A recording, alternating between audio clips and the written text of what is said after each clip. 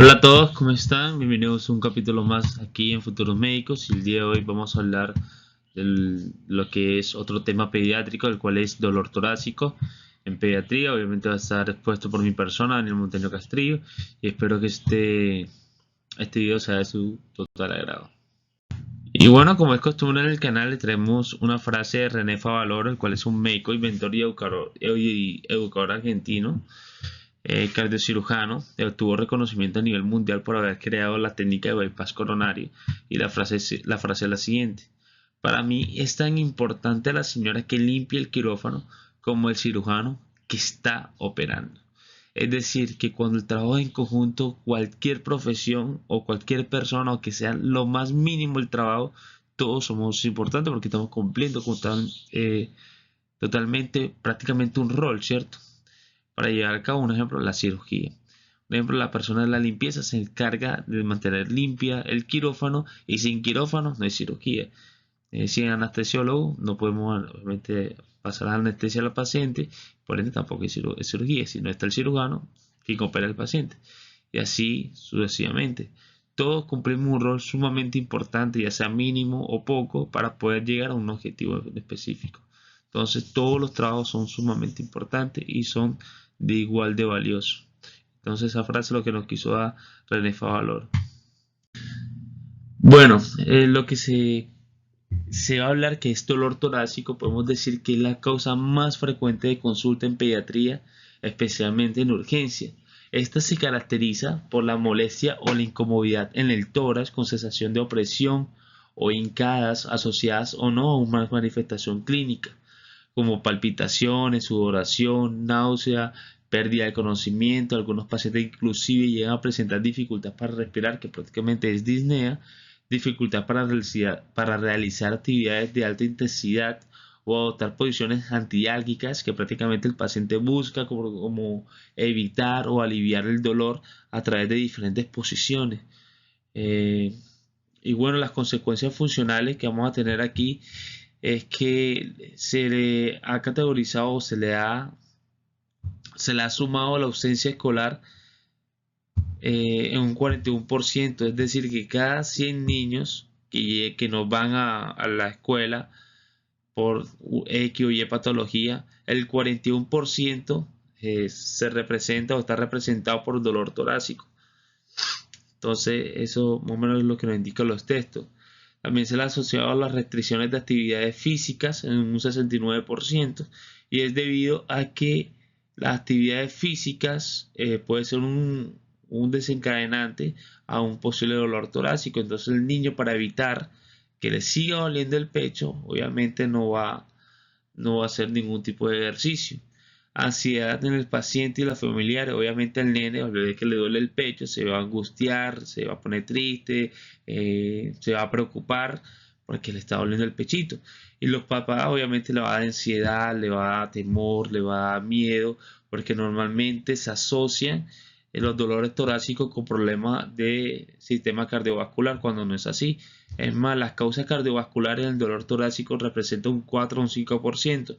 Es decir, que el dolor torácico no es sinónimo de problemas cardiovasculares. Es más, un 95 o un 96% de las causas del dolor torácico ni siquiera hacen parte de- del sistema cardiovascular. Más bien se le asocia más a las causas idiopáticas o las causas musculoesqueléticas como tal, e inclusive psiquiátricas. Bueno, en el caso de la epidemiología, vamos a ver que la epidemiología mundial, vamos a tener la prevalencia. El dolor torácico en niños es un síntoma muy común que representa alrededor entre un 0.3 o un 5% de todas las consultas pediátricas en servicios de emergencia.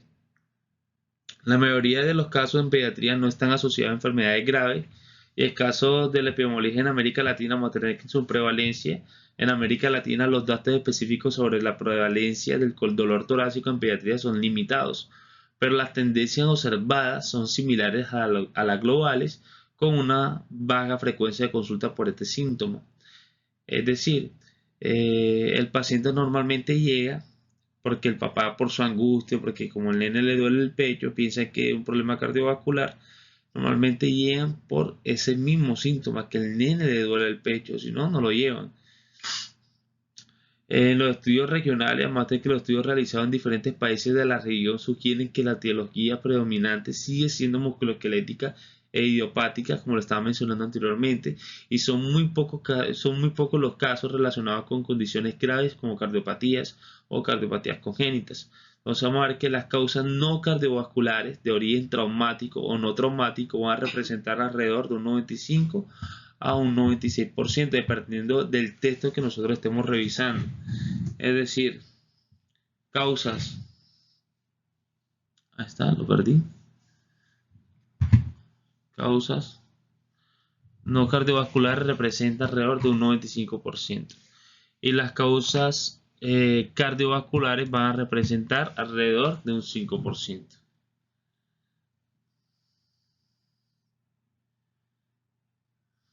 Bueno, no logramos escribirlo. Bueno, así como estábamos mencionando anteriormente, las principales causas vamos a tener enumeradas aquí en esta tablita de etiología, donde vamos a ver aquí que las causas idiopáticas pueden llegar a representar entre un 2 o un 85%, musculoesquelética alrededor de un 15 o un 43%, y si miramos el artículo que estamos leyendo, vamos a ver que la suma de todas las causas no cardiovasculares va a representar alrededor de un 95%, y tan solo las causas idiopáticas y musculoesqueléticas y psicógeno o psiquiátrico va a representar alrededor de un 75%. Entonces, como estaba mencionando anteriormente, el dolor torácico no es sinónimo de dolor cardíaco como tal o de una causa cardíaca. Tenemos que pensar en los demás síntomas que en verdad abarcan el mayor porcentaje, como cuál, los musculoesqueléticos, las causas idiopáticas, causas psiquiátricas, inclusive sistemas respiratorios, gastrointestinales y etc. Bueno, los factores de riesgo vamos a tener que la edad más común, donde se va a presentar en adolescentes alrededor de entre los 12 a 17 años. Y el sexo que va a haber una ligera prevalencia en varones. Y en la historia familiar hay que preguntarle si los abuelos, obviamente o sus padres, o sea, los padres hay que preguntarle si sus papás sufren de alguna enfermedad, ya sea cardíaca o pulmonar. Un ejemplo puede ser que hayan sufrido de hipertensión o que sufran de hipertensión, que sufran de diabetes tipo 2, ya sea de diabetes tipo 1, si son asmáticos, si tienen EPOC, etcétera. Hay que preguntarles como el antecedente de estos pacientes o si hay algún familiar que sufra algún síndrome, ya sea de Turner, eh, para así poder descartar como causas genéticas y posibles enfermedades hereditarias. Es de suma importancia preguntar esto. Hay que preguntar también si el nene hace deporte o hace actividades físicas intensas, digo, porque estos son factores desencadenantes de dolor torácico y por ende es muy importante preguntarlo porque esto, como dije anteriormente, puede desencadenar un dolor torácico.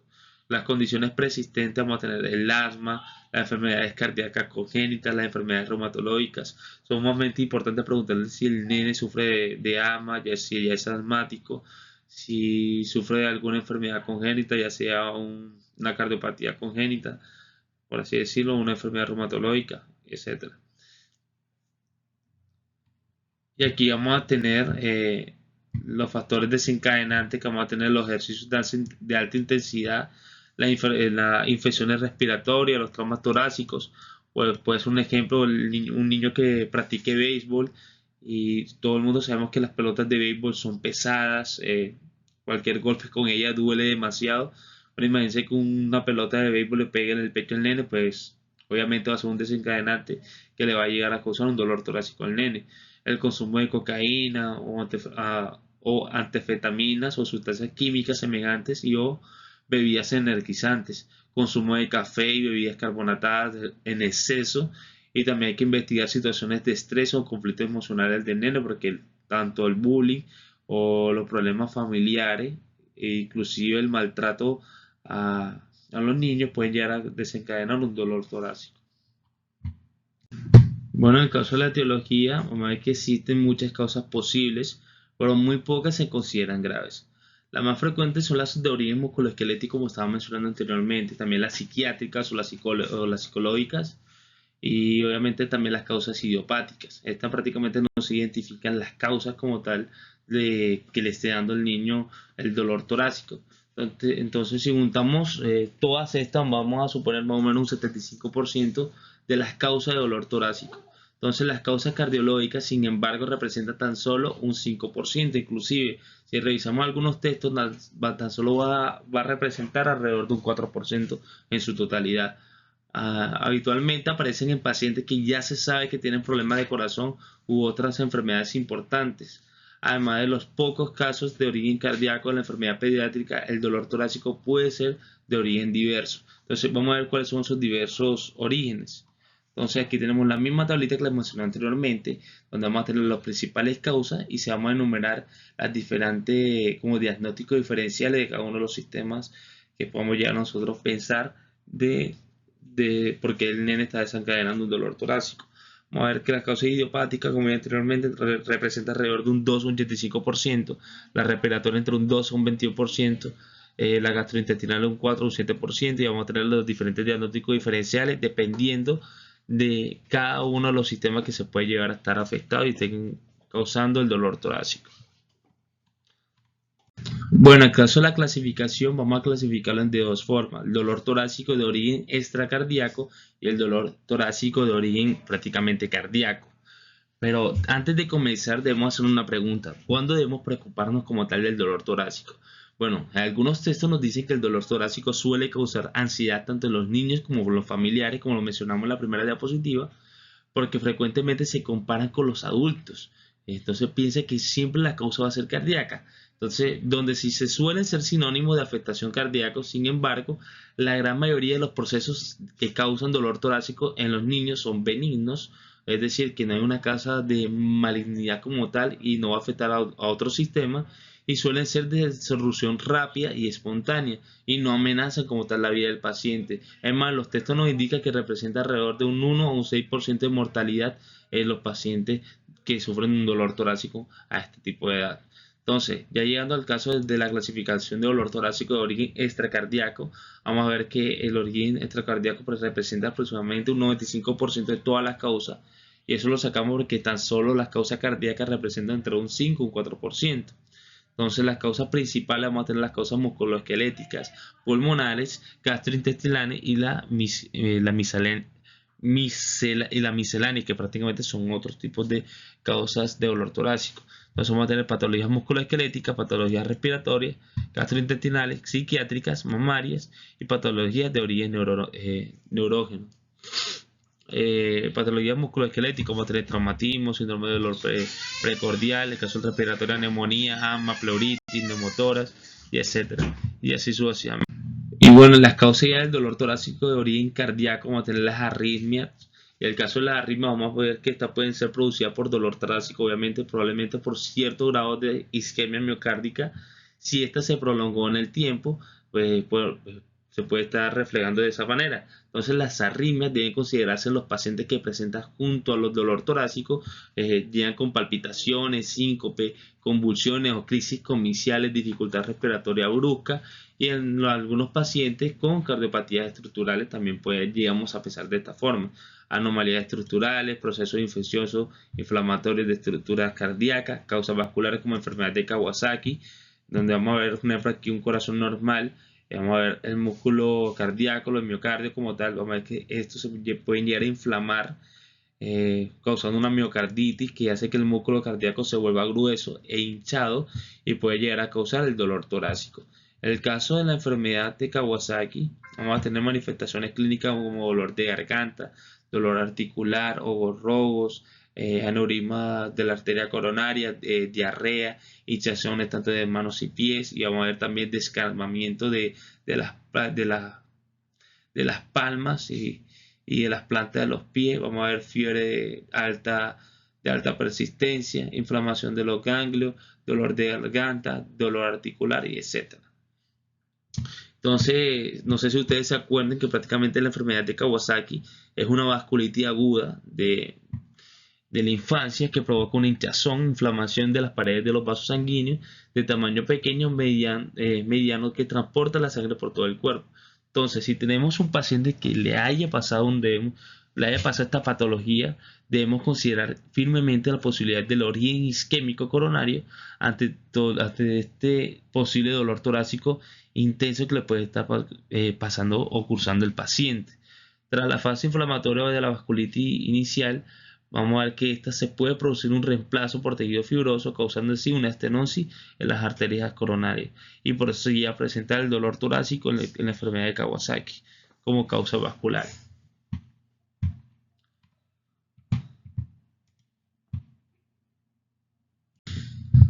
Bueno, en el caso del diagnóstico, vamos a ver que la mayoría de los pacientes pediátricos de consulta por dolor torácico están clínicamente estables, sin signo de dolor ni enfermedad. Vamos a ver que la historia clínica y la exploración física indicarían que pacientes pueden ser dados de alta sin exploraciones complementarias y sin ser derivados a ninguna especialidad, y cuáles si lo necesitan. Entonces vamos a tener esta tablita aquí donde nos muestra los datos de alarma para patologías cardíacas, donde vamos a tener hallazgo en la historia clínica, que es todo esa anamnesis o todo ese acto médico que estamos haciendo nosotros. Entonces, el caso del dolor torácico, ¿qué se puede acompañar o con qué se acompaña? Se puede llegar acompañado de síncope, palpitaciones, ejercicios de alta intensidad, convulsiones, consumo de drogas ilegales y dificultad respiratoria. El caso del dolor torácico de característica isquémica, vamos a ver que es un dolor opresivo, subesternal, y puede irradiarse en el brazo izquierdo, los hombros, la mandíbula, la espalda, y puede estar asociado a diaforesis. Así vamos a tener también los hallazgos de exploración física, como alteraciones de las constantes vitales, como se puede llegar a presentar taquicardia o taquipneas persistentes, taquicardias desproporcionadas u otros factores como fiebre y dolor, y tensiones arteriales anormales. Diaforesis, ortopnea, estigmas típicos de la enfermedad de tejido conectivo, y así sucesivamente. Entonces, vamos a tener esta tablita donde nos va a mostrar, volvemos a borrar esto un momentico. Bueno, vamos a tener esta tablita que prácticamente nos va a mostrar todo lo que es acto médico a través de la ayuda de una mnemotecnia llamada Alicia Freusa, donde es aparición, etcétera, etcétera. Entonces aquí lo que vamos a ver es una forma un poquito más reducida de cómo tenemos que abordar como tal a un paciente con características de dolor como tal torácico. Entonces, ¿cómo le inició? ¿Cómo le inició el dolor torácico? ¿Cómo fue que pasó? El nene estaba corriendo. Cuéntenme cómo le inició como tal el dolor. ¿Qué tipo de dolores fue? Si fue punzante, si fue punzátil, si siente ardor, etcétera. ¿Cómo es el tipo de dolor que el paciente siente en el tórax? ¿Cuál es la intensidad? La podemos evaluar con EVA a través de diferentes clasificaciones. Se puede utilizar leve, moderado y severo, o simplemente que diga del 1 al 10 qué tan severo es el tipo de dolor que estás presentando. Entonces hay que caracterizar la intensidad del dolor, la localización del dolor, dónde se localiza, dónde siente más dolor como tal, dónde está la localización de ese dolor, y si ese dolor o esa localización se está irradiando, y cuánto está durando el dolor torácico, o si este está haciendo algo, se está tomando algo y se le quita el dolor, o si hace algún tipo de ejercicio, algún tipo de movimiento que hace que se exacerbe el dolor. Entonces hay que saber, hay que saber preguntar cómo se le puede llegar a quitar el dolor, como también cómo se le puede empeorar el dolor al paciente. Si el paciente se toma o el papá le está dando algún medicamento en casa, o sea, lo están automedicando, y si ese medicamento está funcionando, hay que preguntar todo eso. Hay que preguntar también los factores que lo exacerban, como mencioné anteriormente, para así estar pendientes más o menos y tener también como un poquito una guía para saber cuáles son las posibles causas que tenga, que le esté causando el dolor torácico al nene. Vamos a tener los síntomas asociados como tos, fiebre, sudoración, palpitaciones, síncopes y síndromes digestivos. Vamos a tener antecedentes patológicos, como mencionamos anteriormente, si sufre de alguna cardiopatía congénita, si ha tenido una cirugía previa, si tiene problemas respiratorios, digestivos, reumatológicos, hematológicos, etcétera.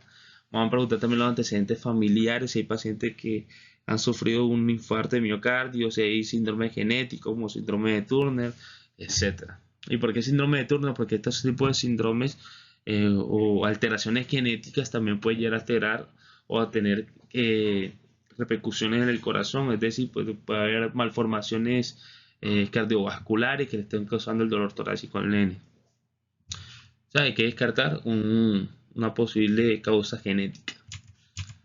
Bueno, aquí vamos a tener los dolores de tipo del niño como signos de alarma.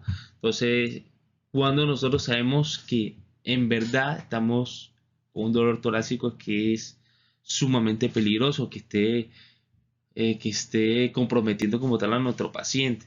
Cuando nos llega con mala perfusión periférica, por ejemplo, si nos llega con un paciente nos llega cianótico, si nos llega pálido, si está sudando demasiado, o sea, un exceso de sudoración, si los pulsos están débiles o los pulsos están asimétricos, es decir, cuando miramos los pulsos radiales del brazo izquierdo y el derecho, vemos que hay una asimetría. Un ejemplo que en el izquierdo está en 78, en 82, y en el derecho vamos a ver que está en 90, está en 92. Hay un descuadre bien alto de los pulsos como tal de cada brazo. Entonces ahí es donde nosotros comenzamos a sospechar de un signo de alarma en el dolor torácico. También las incurgitaciones yugulares, la hipotensión o la hipertensión arterial persistente, las arritmias, el ritmo de galope. No sé si ustedes se acuerdan que prácticamente el ritmo de galope suena tipo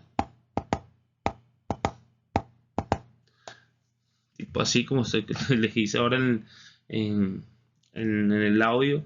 También vamos a ver los ríos cardíacos apagados, frotes pericárdicos. Un ejemplo, cuando vayamos a ocultarlo en la región axilar media y vemos que hay como un tipo de frote como tal. Vamos a ver también los soplos de la nueva aparición, las hipoventilaciones o los estertores respiratorios. Todo esto son signos de alarma en dolor torácico.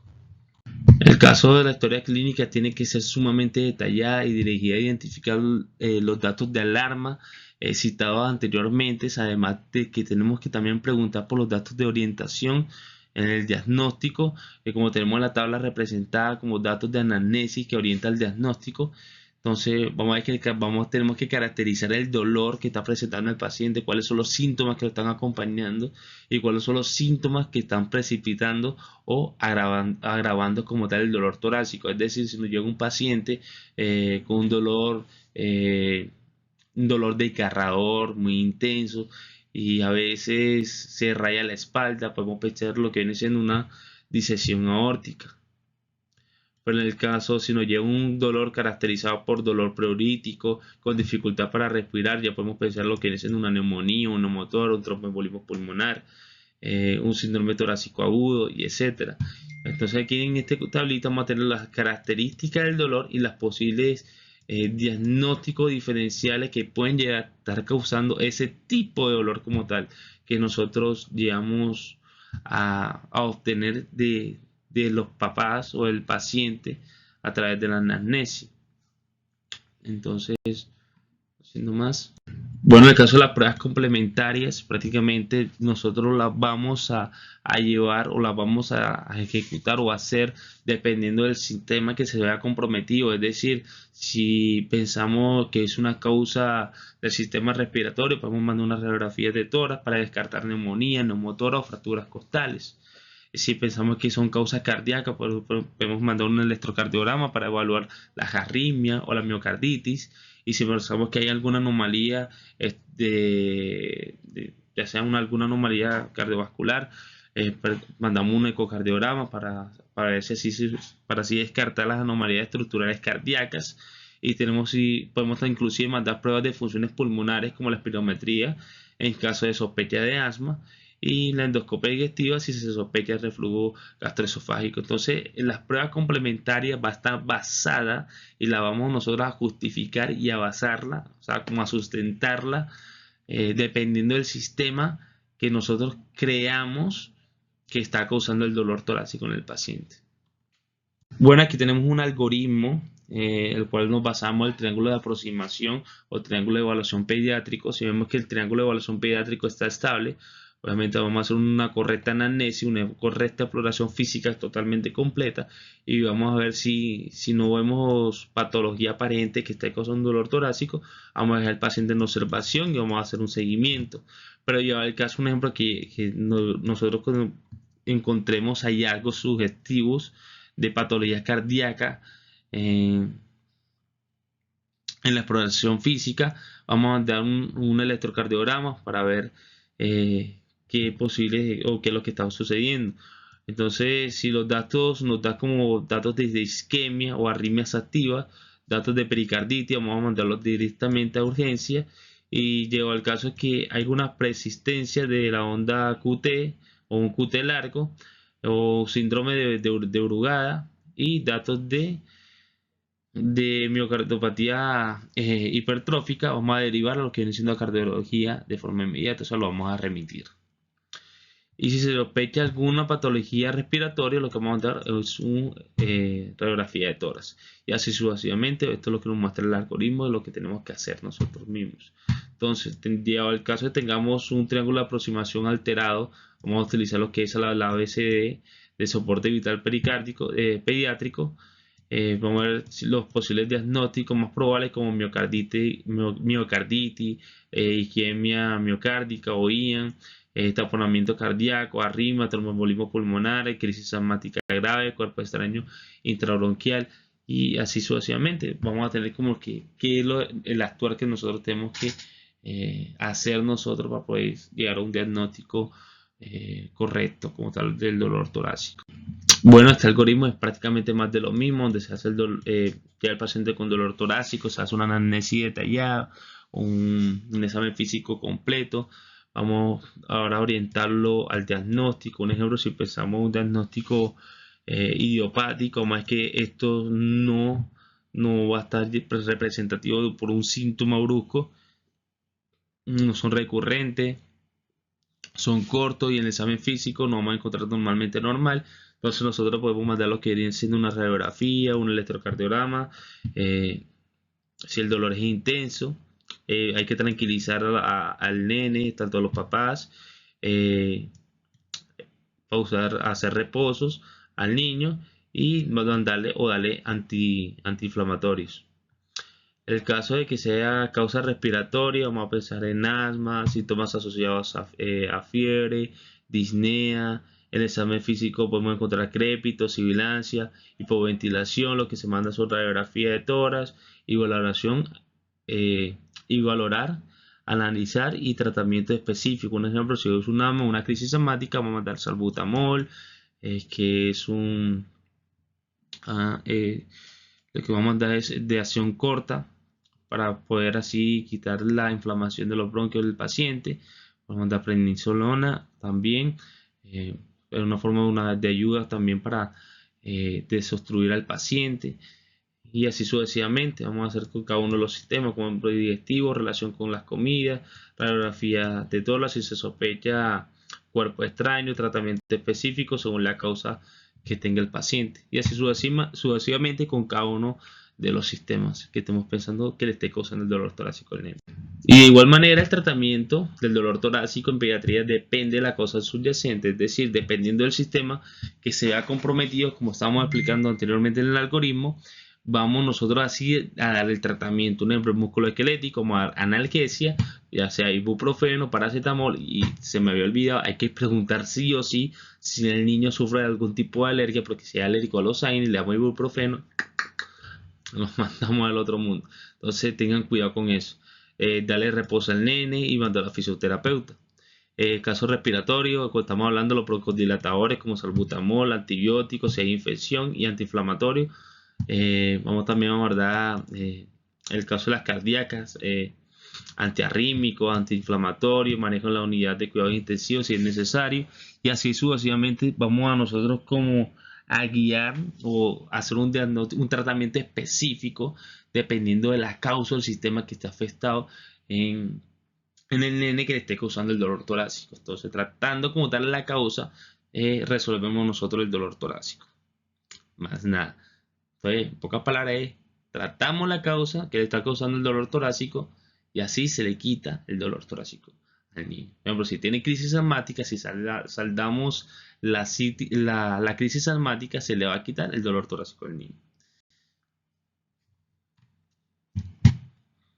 Bueno, muchachos, eso sería todo. Muchísimas gracias. Si llegaron hasta acá, después de media hora de exposición, Espero que esta exposición le haya servido mucho. Como es siempre aquí en Futuros Médicos, vamos a dejar un link directo para que ustedes puedan descargar estas diapositivas y las puedan modificar a su antojo. Inclusive no se queden solo con lo que yo dije, investiguen un poquito más para así hacer una excelente exposición y que le vaya excelente en ella. Y bueno, eso sería todo. Me encantaría que se suscribieran, me regalaran un like y comentaran qué tal o cómo les pareció la exposición del día de hoy. Y también me gustaría que comentara qué le pareció la frase que hoy le traemos, que le traímos del médico argentino. Y bueno, no siendo más, muchísimas gracias por escuchar la exposición. Y aquí está la referencia bibliográfica donde sacamos nosotros el texto para elaborar la exposición como tal. Tenemos diferentes revistas médicas, artículos de PubMed, el de Alzheimer y también un librito. Entonces, muchísimas gracias. No siendo más, bendiciones y ya saben, van a ser excelentes médicos, así como yo también espero serlo algún día. Bendiciones. Así que ya saben, si tienen alguna pregunta, lo pueden también dejar en los comentarios. Y si no, ya saben que busquen en Google que ahí resuelven todo. Mentira. Chao, chao.